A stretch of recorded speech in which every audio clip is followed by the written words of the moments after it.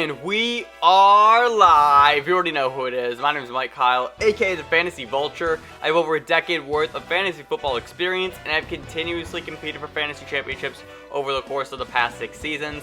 Let's make it 7 in 2020. But enough of me. I'm here for you. On today's episode of the FB Show, we are continuing our Week 1 NFL previews. If you missed any of the previous breakdowns, you can click the link right up here. It's going to take you to the playlist that houses all of our Week 1 content. Also, be sure to smash that subscribe button like a power running back up the middle, Derrick Henry style. Hit that like button down below like an open receiver downfield, Patrick Mahomes style. And last but not least, you can follow me on all social media platforms at FFVulture, Twitter, Instagram, TikTok, and of course the website is ffvulture.com. We're going to jump right in with the Cleveland Browns and the Baltimore Ravens. The over-under for this game is 48.5 points. That's a whole lot of points for Week 1.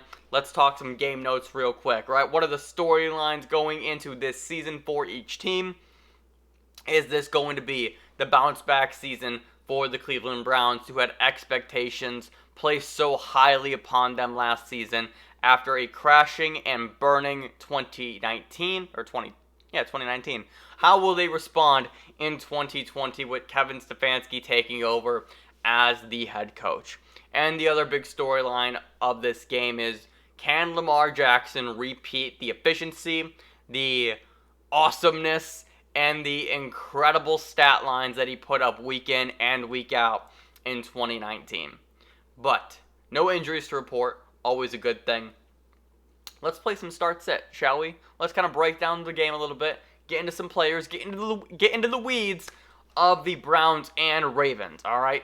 So, Baltimore auto starts, things that we don't need to talk about. Lamar Jackson, Mark Andrews, and Mark Ingram. Start them with confidence, per usual. Nothing's changed here with this offense, right? You're likely going to start Hollywood Brown, and the reason why I say that is because, again, based upon where you drafted him, you might not have to, but I really love Hollywood. I really love Hollywood in this matchup. The Browns' defense is already depleted with losses to Grant Delpit, their rookie out of LSU, who ruptured his Achilles. Greedy Williams, cornerback, is not expected to play. He's been injured all throughout training camp, and they've also lost a few other pieces as well. So Hollywood, there's a real opportunity for Hollywood Brown to strike quick in 2020. I love him as a flex play this week. Cleveland auto starts. You're starting Nick Chubb. You're starting Odell Beckham. Those are your 1-2 punch. Obviously, Nick Chubb just being a little bit shy of being the NFL rushing leader last season. He lost that crown to Derrick Henry by just a few yards. And Odell Beckham, the bounce back, is upon us. And I'm so excited for it based upon where you were getting Odell in some of your drafts, as sometimes even your number 2 wide receiver, which is absolutely unfathomable. Just entering the season. I couldn't believe it. That was the one thing that I think shocked me the most in draft season, was where Odell Beckham was going. I was having a conversation with my friend actually about Odell Beckham and Davante Adams. I'm going to pull it up just a little bit here. And he actually made a lot of really good points, so I want to read the text actually word for word, if I may. So he says, random but funny thought. It's funny how perceived value changes with injuries, and I'll use Davante Adams and Odell for this example. At our startup dynasty, Adams and Beckham were essentially the top wideouts in everybody's fantasy top 5, and both arguably top 5 dynasty assets. Then Adams misses 4 to 5 games and finishes as the number 29 wide receiver. Odell plays fairly poorly for his standards through injury and finishes as wideout 30. Entered the year the same, ended the year the same. This year, everywhere you look, Adams is still a top 10 dynasty asset and the number 4-ish wide receiver. Odell, on the other hand, may be the 10 to 15 receiver and 35 plus overall. I find it odd, but if Odell has sat out games and came back fresh, would he be higher? Or is it just because a lot of people dislike Odell in general? Is it because people still view Rodgers as the 1A quarterback in the league? It's interesting to me. I thought those were really good points, and a lot of that really speaks to why I feel Odell was such a value in fantasy, because he was a player just a year ago where we were still drafting in the top 10, and all of a sudden we're now taking him in that third round territory. What? It doesn't make any sense. We understand that the Browns were a dumpster fire last season, but he was playing through that ab injury. It was not good. He was not healthy. That sports hernia probably can't be a fun thing to play through, all things considered, right? Like, that's not a breaking news or bold statement, right? So I'm really excited for Odell, just this year. I'm really excited to see what he does in year 2 with Baker Mayfield specifically.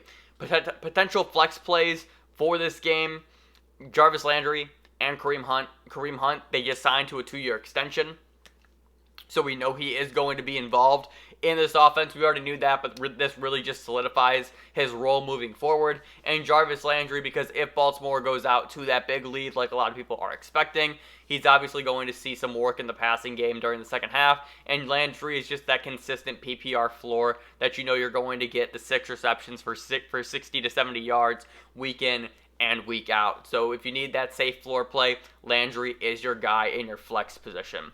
Some things that I'm paying attention to in this game specifically, though, are Baltimore's pass catching options.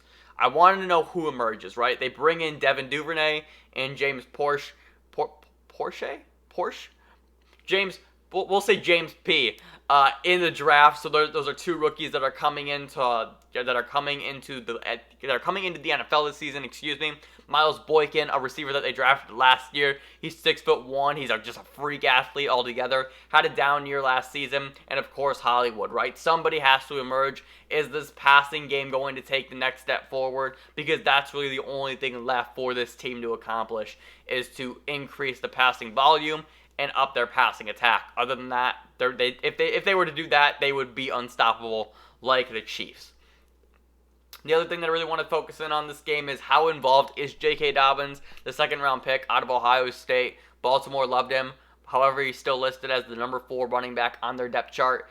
And they said that this team's running game is going to vary game by game. Who gets touches, who gets the snap counts, who gets that backup work besides Mark Ingram. So I really want to know what J.K. Dobbins' role is during the early parts of the season. And honestly, a game against the Browns like this is going to be a pretty good indicator, in my opinion, especially if they do jump out to that early lead. Is he going to get the majority of that fourth quarter work or not? But that's going to do it for my Cleveland Browns at Baltimore Ravens Week 1 preview. If you enjoyed this, be sure to leave a like and subscribe down below. We are doing this for every single Week 1 game. You can click the link right up here. That's going to take you to the playlist breaking down every single game. You can follow me on all social media platforms. Let's pull this up one more time. At FF Vulture, that's Instagram, TikTok, and Twitter. The website is ffvulture.com. And also, if you're listening to the podcast, thank you very much. Be sure to drop us a review wherever you are listening. Remember, people come and go, but fantasy championships are forever. I will see you in the next video. I'm out. Later.